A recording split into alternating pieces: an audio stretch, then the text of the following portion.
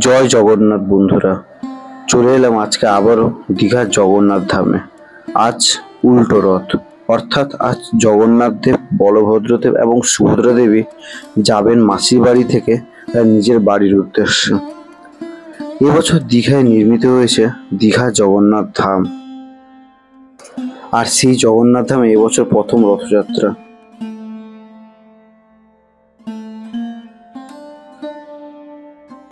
রথযাত্রার দিন জগন্নাথ দেব, বলভদ্র দেব এবং সুভদ্রা দেবী নিজের বাড়ি থেকে গিয়েছিল মাসির বাড়ির উদ্দেশ্যে। আর আজ উল্টো রথযাত্রা, অর্থাৎ আজ মাসির বাড়ি থেকে যাবে নিজের বাড়ির পথে। তো তাই চলে এলাম আমিও আজ দীঘা জগন্নাথ ধামে। আজকে ঘুরে দেখাবো দীঘা জগন্নাথ ধামের উল্টো রথযাত্রা।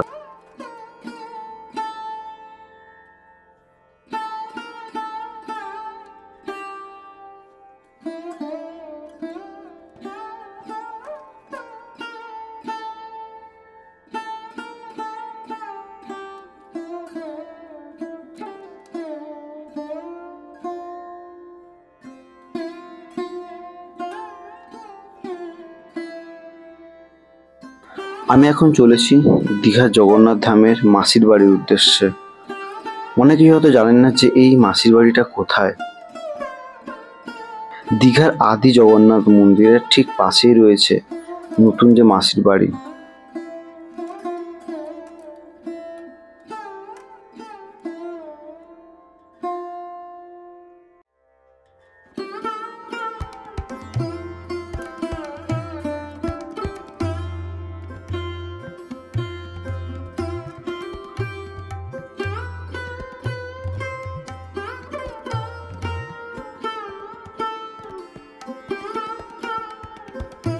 আমি এখন দাঁড়িয়ে রয়েছি ঠিক মাসির বাড়ির সামনে, আর এখানে দেখা যাচ্ছে প্রভু জগন্নাথ দেব, বলভদ্র দেব এবং সুভদ্রা দেবী তিনজনেই কিন্তু পূজিত হচ্ছেন।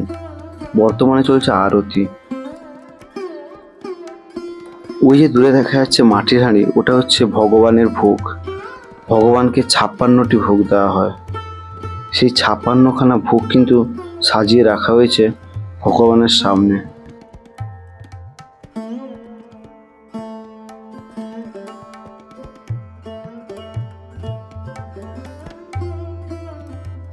এই মুহূর্তে যিনি আসছেন পঞ্চপ্রদীপ নিয়ে, তিনি হচ্ছেন রাধামোহন দাস।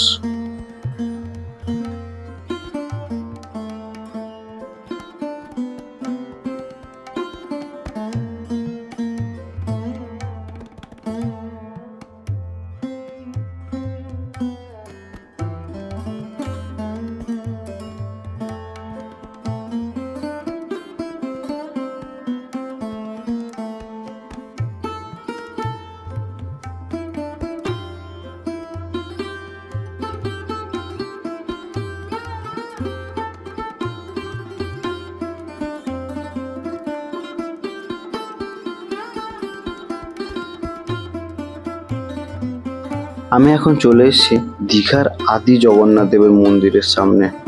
এই আদি জগন্নাথ দেবের মন্দিরটা খুব সুন্দরভাবে কিন্তু সাজানো হয়েছে, যেহেতু আজ উল্টো রথযাত্রা।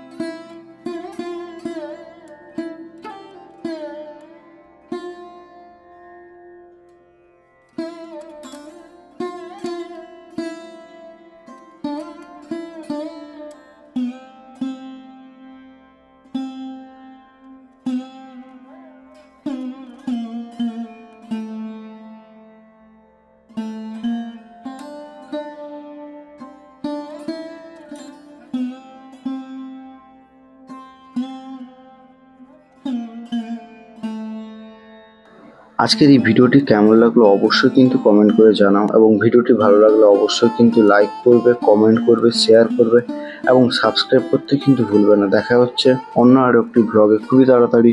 ততক্ষণের জন্য টাটা।